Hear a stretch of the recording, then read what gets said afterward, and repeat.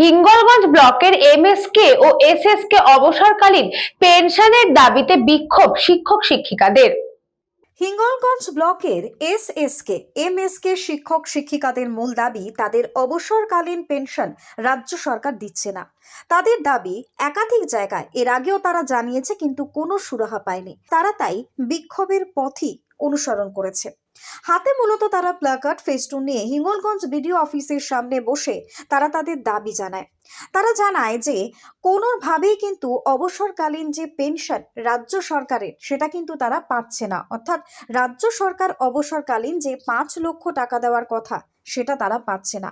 এবং তাদের এই দাবিতেই এই বিক্ষোভ যে তারা কিন্তু কোনোভাবেই আর সংসার চালাতে পারছে না, কেউ অসুস্থ, কেউ বা চিকিৎসা করাতে পারছেন না কেবলমাত্র অর্থের অভাবে।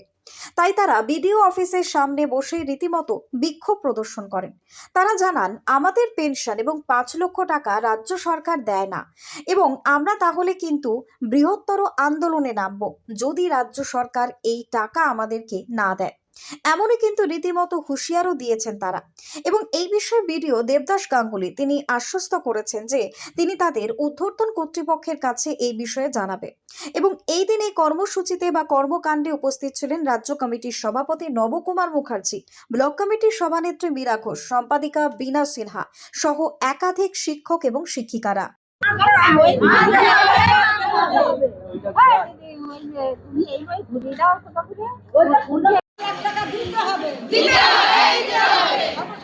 আমরা বঞ্চিত এসএসকে এমএসকে আমরা পেনশনের দাবিতে আমরা এই বিক্ষোভ দেখাচ্ছি।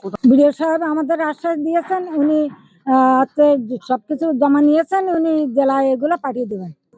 5 লাখ টাকা দিতে হবে, পেনশন দিতে হবে।